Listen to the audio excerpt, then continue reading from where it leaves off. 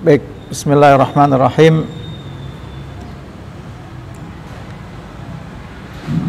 Bismillahirrahmanirrahim. Assalamualaikum warahmatullahi wabarakatuh. Innal hamdalillah nahmaduhu wa nasta'inuhu wa nastaghfiruh wa natubu ilaih wa na'udzu billahi min shururi anfusina wa sayyiati a'malina. Man yahdihillahu fala mudhillalah wa man yudlil fala hadiyalah. Asyhadu an la ilaha illallah wahdahu la syarikalah wa asyhadu anna Muhammadan abduhu wa rasuluhu la nabiyya ba'dah. Wa qala Allah ta'ala fil Qur'anil Karim, a'udzu billahi as-sami'il 'alim minasy syaithanir rajim. Bismillahirrahmanirrahim. Ya ayyuhalladzina amanu taqullaha haqqa tuqatih wa la tamutunna illa wa antum muslimun. Kaum muslimin, ikhwa fillah, a'azzani Allah wa iyyakum.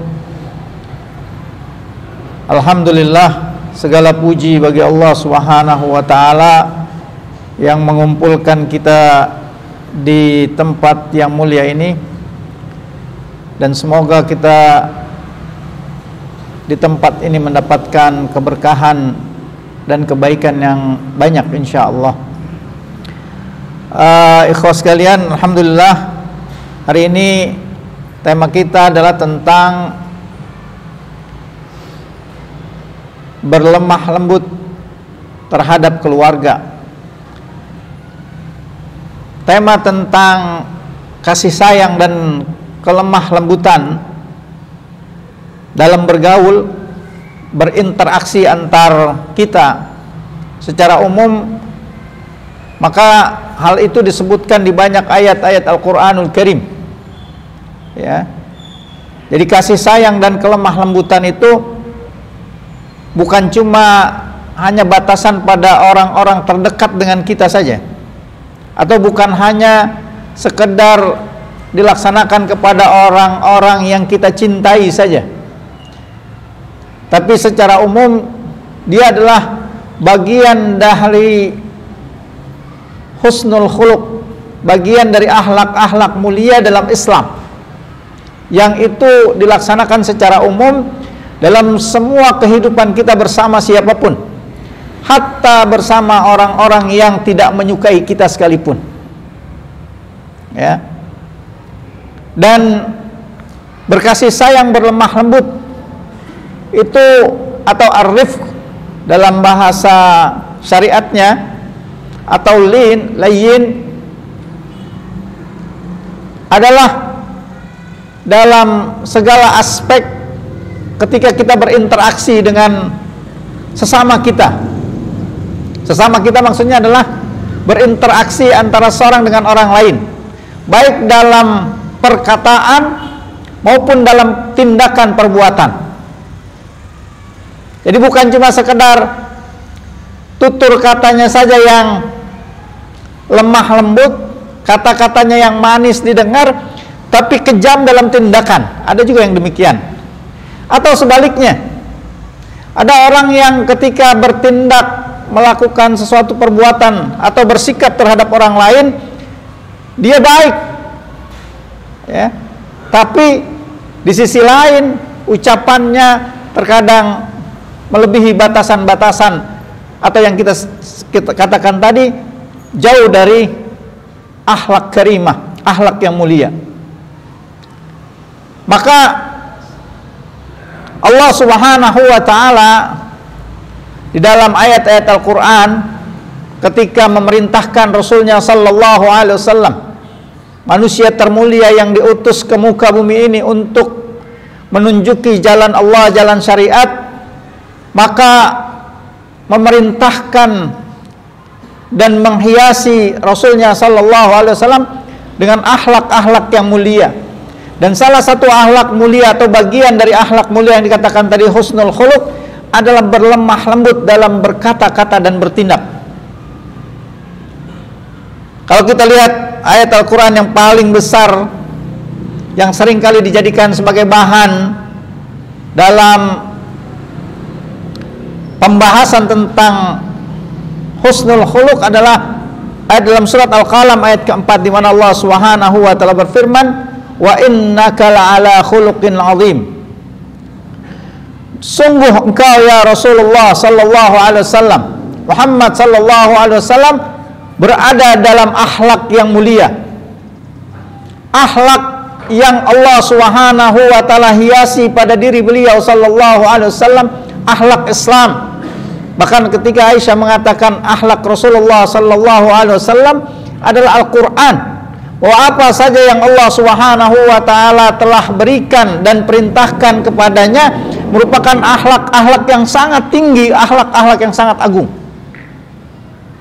Baik ketika beliau memerintahkan atau ketika beliau melarang perbuatan-perbuatan yang dilarang dalam syariat. Dalam intinya adalah dalam berdakwah. Begitupun dalam pergaulan hari-hari bersama dengan para sahabatnya radhiyallahu anhum ajma'in. Atau terlebih khusus dalam bahasan yang kita hari ini akan bahas, yakni tentang bagaimana akhlak beliau, tutur kata beliau, kelemah lembutan beliau, kasih sayang beliau kepada keluarganya, istri dan anak-anaknya. Maka kita dapati dalam segala hal, bisa kita lihat dalam hadis-hadisnya, beliau menunjukkan itu, atau perkara-perkara tentang bagaimana berlemah lembut, berkasih sayang terhadap keluarga dengan kasih sayang kelemah lembutan yang sulit ditandingi atau bahkan tidak mungkin ditandingi oleh siapapun. Teladan kita Rasulullah sallallahu alaihi wasallam menunjukkan hal itu.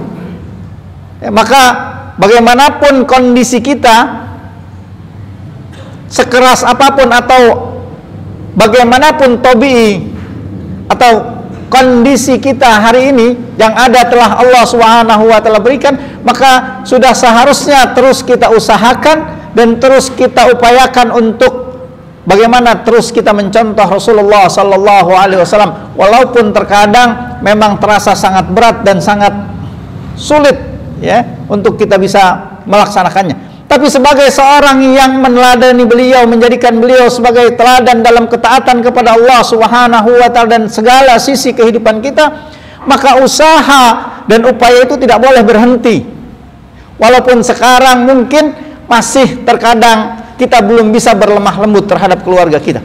Tapi yang terpenting bagi kita semua dalam meneladani Rasulullah sallallahu alaihi wasallam, menghias diri kita dengan akhlak-akhlak mulia, dan terutama adalah bagaimana kita mempergauli atau menggauli istri dan anak-anak kita, membersamai mereka setiap saat, yang terus kita upayakan untuk bisa meneladani Rasulullah sallallahu alaihi wasallam.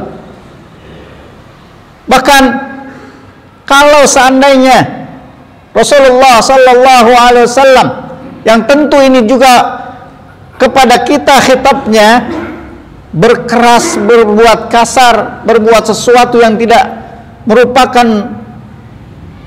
lawan dari akhlak yang mulia, pasti orang akan lari dari sekitar kita, pasti orang akan menjauhi kita. Walaupun ayat ini terkait dengan perintah dakwah yang diberikan dicontohkan oleh Rasulullah sallallahu alaihi wasallam dan diperintahkan oleh Allah Subhanahu wa taala, maka pada hakikatnya tadi ini juga bagian dari apa yang seharusnya kita bisa laksanakan dalam interaksi kita secara keseluruhan. Di mana Allah Subhanahu wa taala berfirman dalam surat Al-Imran, "Wa bima rahmatin minallah linta lahum walau kunta faddan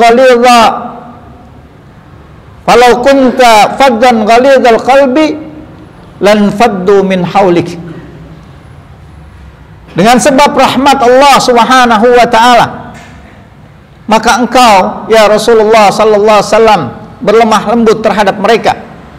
Sekiranya engkau bersikap keras, lagi kasar, maka sungguh mereka akan menjauhi darimu, akan berpaling darimu. Ini uslub dakwah, dan banyak ayat dakwah yang mengatakan tentang itu. Maka tadi dikatakan ini secara umum demikian. Jadi perintah berlemah lembut, berkasih sayang adalah perintah dari syariat ini untuk pergaulan kita kepada siapapun.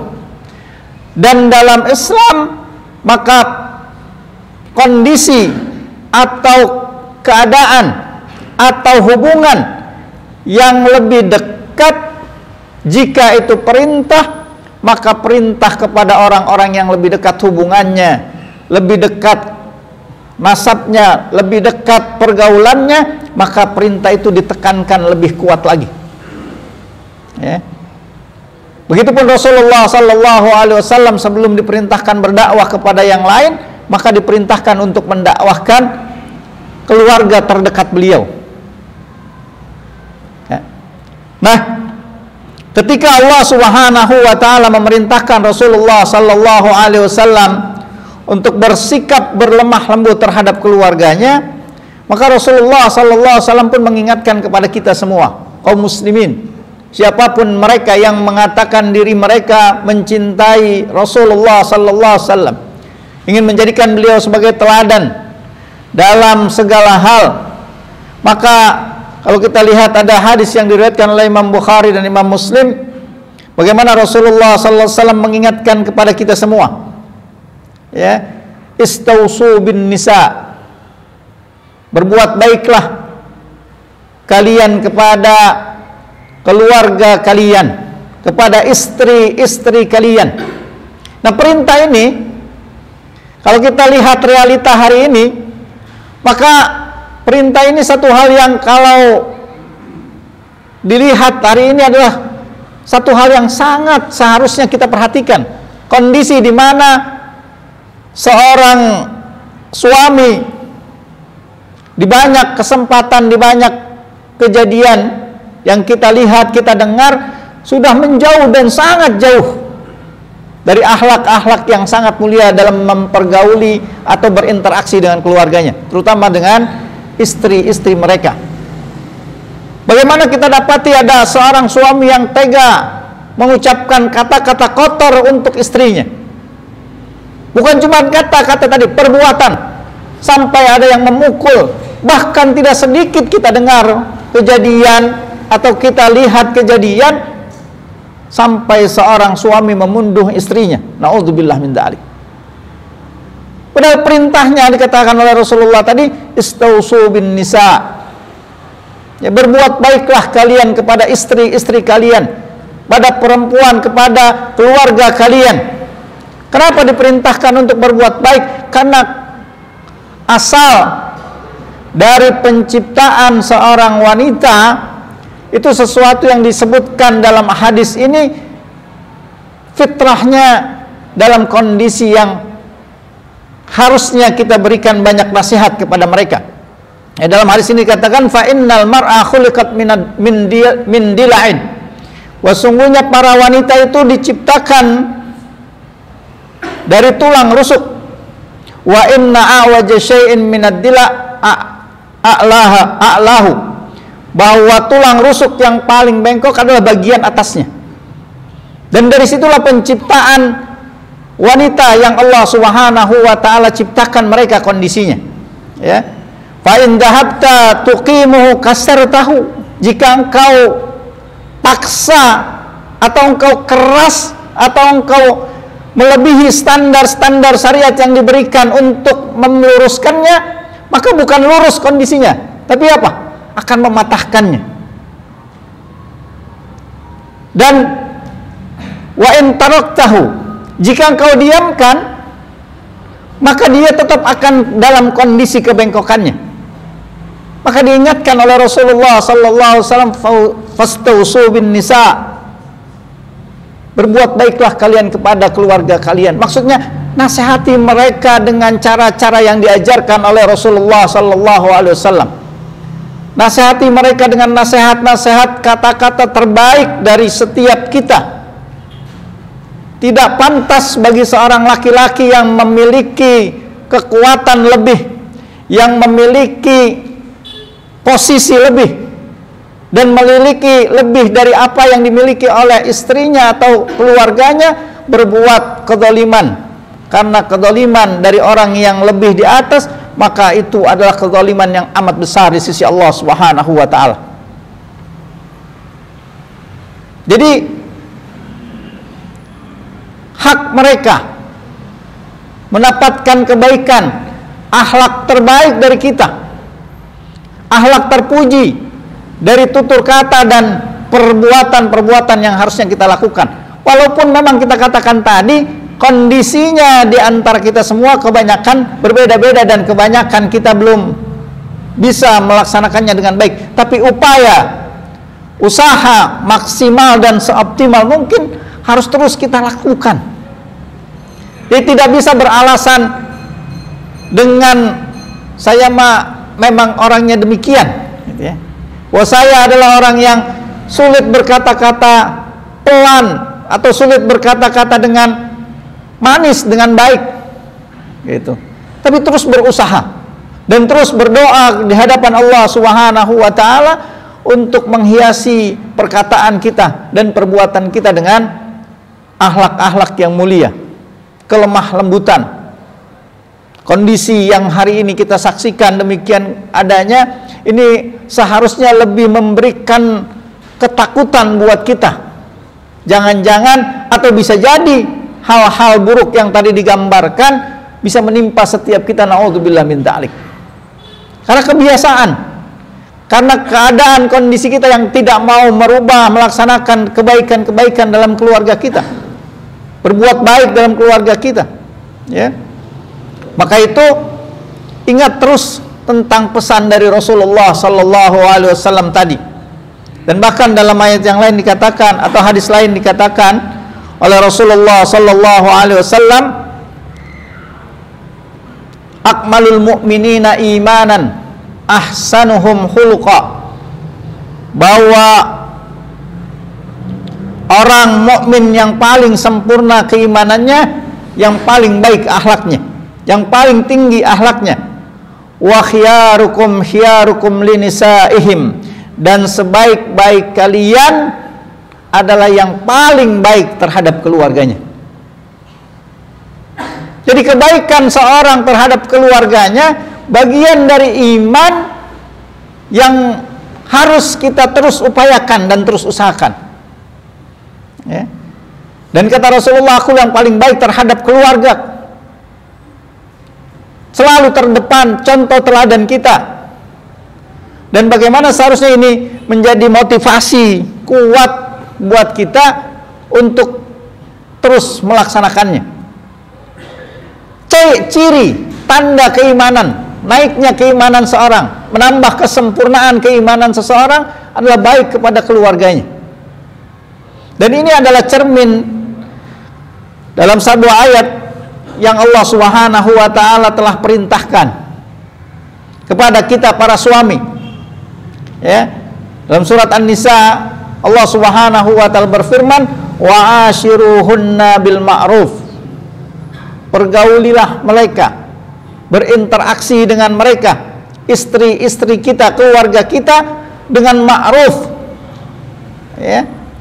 Bahkan diingatkan, fa in karihtumuhunna fa asa an takrahu syai'an wa yaj'alullahu fihi khairan katsira. Jika kalian dapati pada istri-istri kalian sesuatu yang kalian tidak sukai, akhlaknya, perkataannya, perbuatannya, ketahuilah bahwa Allah menjadikan dia, pasangan kita, kebaikan yang banyak dari kesalahannya. Maka tadi perintah untuk fastausu bin nisa, ya, terus diingat-ingat oleh kita bahwa dia diciptakan dari tulang rusuk yang paling bengkok dari tubuh kita, bagian dari kita, dan pasangan kita atau istri-istri kita adalah satu kewajiban yang harus menjadi bagian yang kita perhatikan untuk kita hadapkan atau kita pertanggungjawaban di hadapan Allah Subhanahu wa taala. Jadi pergauli mereka dengan baik. Jika ada sesuatu tadi katakan, perbuatan, ucapan atau tingkah laku yang kita tidak suka, kata Allah, ketahuilah bahwa dia lebih banyak kebaikannya dari apa yang kita lihat tidak baik tadi, ya. Jadi jangan sesuatu hal yang sepele yang kita bisa lihat sekarang menimbulkan kejadian yang sangat banyak. Dan menurut data, ya, perceraian disebabkan karena apa orang bilang bahasa sekarang? Kekerasan dalam rumah tangga, KDRT itu paling tinggi selain masalah ekonomi. Terutama cerai gugat. Ya, di pengadilan itu yang paling tinggi alasan perempuan meminta cerai dari suaminya itu adalah kekerasan dalam rumah tangga. Dan kekerasan walaupun bisa dilakukan oleh dua belah pihak, tapi yang paling dominan adalah kekerasan yang dilakukan oleh suami terhadap istrinya. Hampir 90% lebih. Ya, walaupun tidak menolak 1-2 kejadian, ada istrinya yang lebih dominan dalam masalah kekerasan. Tapi kejadian penekanan atau kekerasan yang dilakukan suami kepada istrinya adalah kondisi yang paling banyak. Dan kalau kita lihat hadis-hadis tadi dan perintah Allah Subhanahu wa taala dalam Al-Qur'an, jika kita mengatakan diri kita orang yang beriman dan senantiasa mengikuti jejak langkah teladan kita Rasulullah sallallahu alaihi wasallam, ini harus menjadi porsi perhatian yang besar buat kita semua. Bahwa dia bagian dari tulang rusuk kita yang paling bengkok. Jika kita menasehatinya, nasihatilah dengan cara-cara yang ma'ruf, dengan cara-cara yang baik, ya. Wa ashiruhunna bil ma'ruf, dengan cara-cara yang terhormat, dengan cara-cara yang mulia. Jangan sampai keluar dari kita perkataan-perkataan kotor, lebih-lebih perkataan-perkataan yang menghinakan, gitu ya, yang sudah menyakiti fisik juga menyakiti hati psikisnya. Nah, ini yang terjadi sering.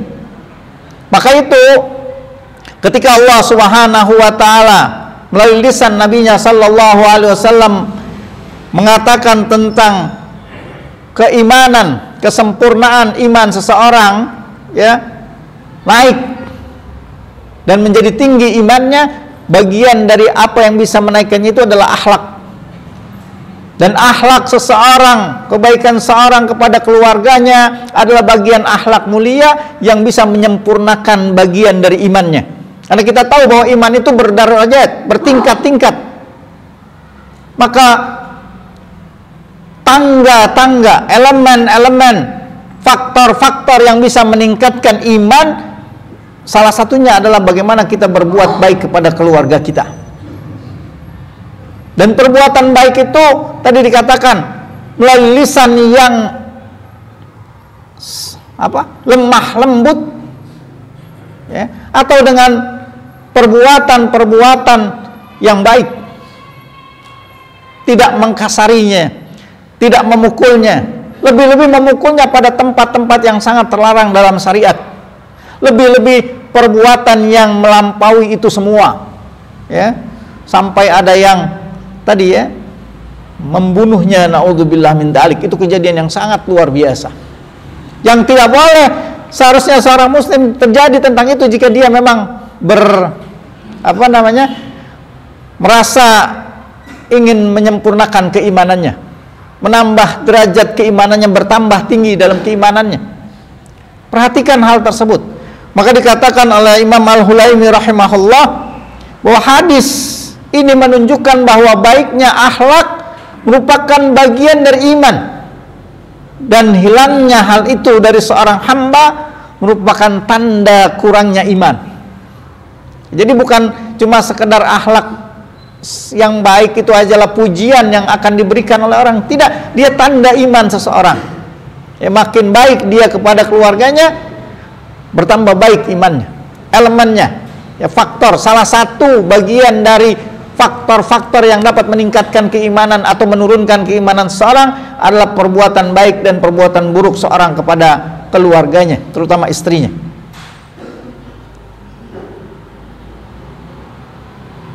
Imam Hasan Al-Basri rahimahullah juga mengatakan, hakikat akhlak yang baik adalah mencurahkan kebaikan, tidak mengganggu dan berwajah berseri-seri. Yang kemarin kita katakan bagian dari makna husnul khuluq, ya, ada 3 hal yang sudah disebutkan waktu itu, yakni bastul wajhi, ceria gitu. Jadi kalau di rumah itu nggak kelihatan murung, tidak menampakkan satu hal yang bisa mengkhawatirkan orang di rumah. Nah, kalau kita kaitkan dengan perbuatan baik kepada keluarga. Jadi kalau sudah sampai di rumah, ada masalah apapun di luar, maka hendaknya sudah berubah wajahnya dengan apa? Karena akan dia hadapi orang-orang yang dia cintai, orang-orang yang dekat dengannya. Maka sebaiknya kita harus terus mengingat hal itu. Bahasa kita apa? Semumet apapun kondisi kita di luar rumah, maka setelah masuk ke dalam rumah mengucapkan salam kepada keluarga kita, maka yang pertama kali ditampakkan adalah bagaimana cerianya wajah kita di hadapan mereka. Ini husnul khuluq, sederhana sekali. Satu hal yang sangat dikatakan mudah, murah, dan menambah kedekatan, keakraban kita dengan keluarga kita. Yang kedua, badlul ma'ruf, itu memberikan kebaikan baik dengan ucapannya, dengan tindakannya. Tidak keras, tidak pelit, dan tidak mengenakan perbuatannya. Dan yang ketiga, kaful aza, menahan dari memberikan kemudaratan kepada mereka, lebih-lebih kemudaratan yang bersifat fisik dan psikis. Ya, tentu ini kalau kita katakan kita tidak menjalaninya, bukan cuma kita, tapi kita hidup dalam kondisi saat ini di mana hari-hari kejadian orang menyiksa keluarganya, orang mencampakkan keluarganya, bahkan mengatai keluarganya terjadi di mana-mana, dan bahkan kita bisa lihat sebagian menjadi konsumsi publik hari ini. Ini satu hal yang mengkhawatirkan sekali. Dan maka dalam hadis ini katakan, jika hikmahnya seorang itu sulit berbuat baik kepada orang-orang yang dekat dengannya, orang yang dia cintai, orang yang menjadi bagian dirinya sulit berbuat baik, bagaimana dia berbuat baik kepada orang lain? Ya, kalau ada seorang yang pelit sama keluarganya, apakah mungkin dia baik sama orang lain? Ada ustadz berapa orang? Iya, tapi kita katakan secara umum, ghalibnya, mayoritasnya pasti demikian. Jika seorang terhadap keluarganya dalam harta, misalkan perhitungan sangat ketat dan sangat boleh kita katakan pelit, maka pasti dengan orang lain interaksinya demikian. Ya. Jadi ini hakikatnya demikian. Ya. Bagaimana dia bisa berbuat baik kepada orang lain, sedangkan orang yang menjadi bagian dirinya saja, yang Allah Subhanahu wa ta'ala ciptakan dari tulang rusuknya, itu dikatakan apa? Dia sulit untuk berbuat baik, dia sulit untuk berkata-kata manis, dan dia sulit untuk berbagi kebaikan dengan mereka. Dan ikhwah semua harus diperhatikan bahwa yang disebut dengan berlemah lembut itu, kata Imam Sufyan Ats-Tsauri, bukan berarti kita itu lemah posisi kita di hadapan mereka. Ingat, bukan berarti kita membiarkan keburukan-keburukan yang ada pada mereka. Jadi kalau kita lihat hadis Rasulullah sallallahu alaihi wasallam itu jelas sekali, fastausu bin nisa, berbuat baik kepada mereka, artinya kalau ada yang salah dengan mereka dan tempat di mana kita harus marah, maka marah dibolehkan. Ya, kata Imam Sufyan Ats-Tsauri gitu, jika kita harus keras pada posisinya, pada kondisinya, dan pada hal-hal yang telah dijelaskan dalam syariat, maka harus diberikan porsinya. Jadi bukan ketika kita berlemah lembutan berarti mengkompromi atas kesalahan-kesalahan yang ada pada mereka, atau bahkan kita membiarkan kesalahan-kesalahan mereka. Ya, bukan demikian. Tapi proporsional, bahasa kita hari ini, memberikan bagaimana kita proporsional dalam tindakan kita. Jika diperlukan satu hal yang keras, berikan. Tapi ingat, ada batasan-batasan syar'i yang tidak diperbolehkan. Ya, sebagaimana ketika kita dikatakan mendidik anak, ya, itu ketika hadis tentang memukul itu ada poinnya di situ, beberapa hal yang perlu diperhatikan. Tidak boleh memukul wajah bagian kepala, tidak boleh menciderai ketika memukulnya, gitu kan. Pukulannya bukan pukulan mematikan atau pukulan yang keluar dari hawa nafsu, tapi pukulan yang merupakan pendidikan, pukulan yang bisa memberikan efek jera. Dan itu pun dikatakan masalahnya dalam salat, tidak dalam masalah-masalah yang lain. Jika kita marah pun demikian.